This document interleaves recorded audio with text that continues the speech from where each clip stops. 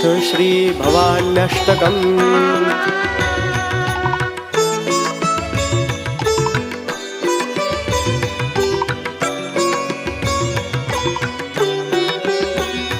न तातो न माता न बन्धुर्न दाता न पुत्रो न पुत्री न भृत्यो न भर्ता न जाया न विद्या न वृत्तिर्ममैव गतिस्त्वं त्वमेका भवानी गतिस्त्वं त्वमेका भवानी।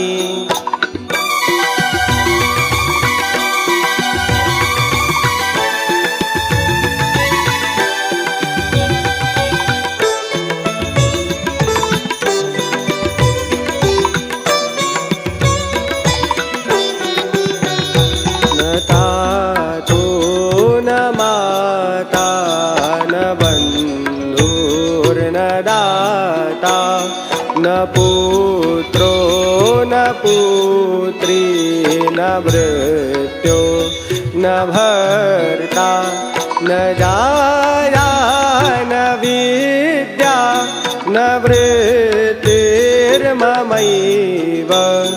गतिस्त्वं त्वमेका भवानी गतिस्त्वं त्वमेका भवानी।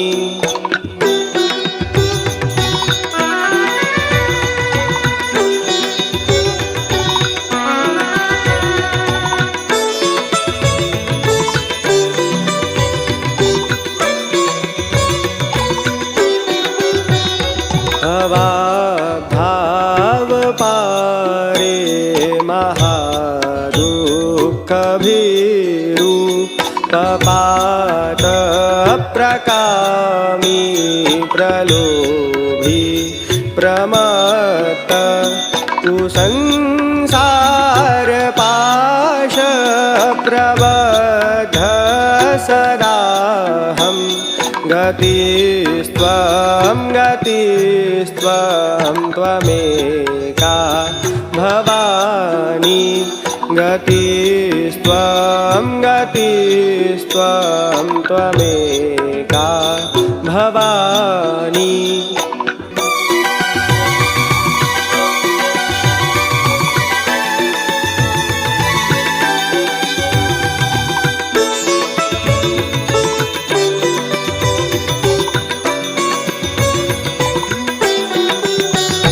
न जानामि दानं न च ध्यानयोगं न जानामि तन्त्रं न च स्तोत्रमन्त्रं न जानामि पूजा न च न्यासयोगं गतिस्त्वं त्वमेका भवानी गतिस्त्वं त्वमेका भवानी।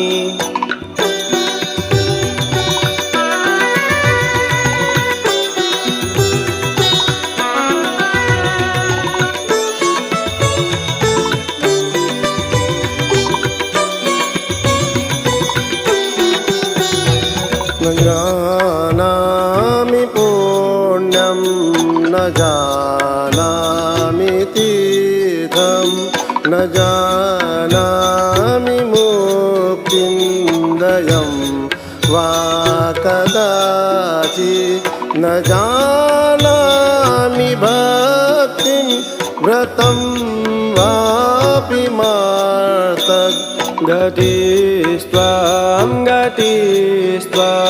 त्वमेका भवानी गतिस्त्वं गतिस्त्वं त्वमेका भवानी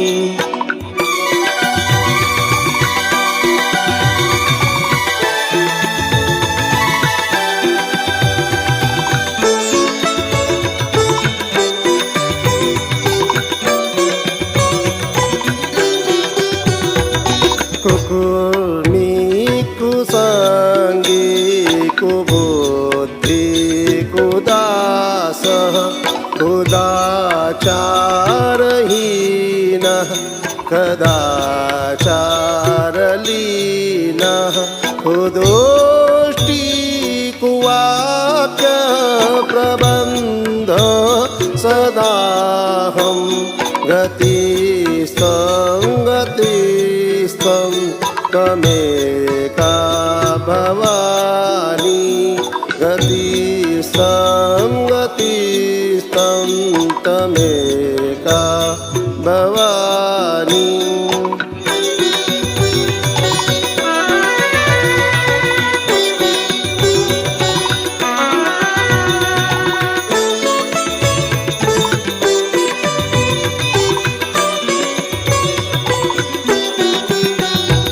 महेशं रमेशं महेशं सुरेशं दिनेशं निशीथेश्वरं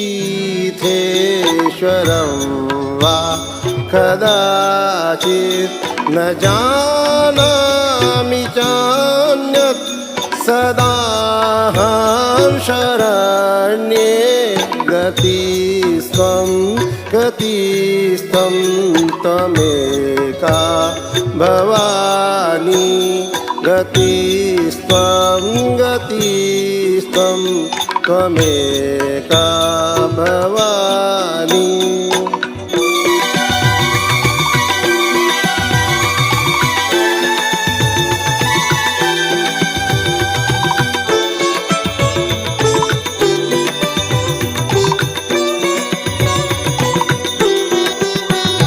विवादे विषादे प्रमादे प्रवासे जले चानले पर्वते शत्रुमध्ये अरण्ये शरण्ये सदा मां प्रपाहि गतिस्त्वं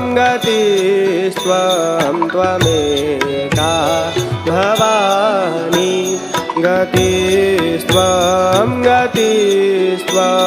त्वमेका भवानी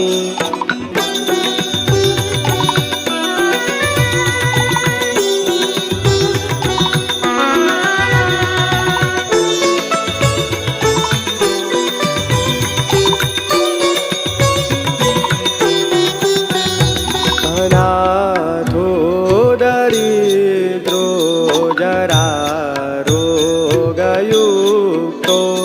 महाक्षीणदीन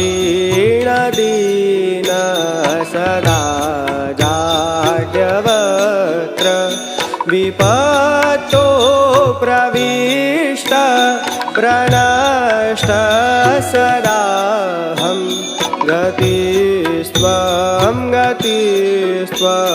त्वमेका भवानी गतिस्त्वं त्वमेका भवानी इति श्री भवानी अष्टकं माता जगदम्बा चरणकमले अर्पणमस्तु।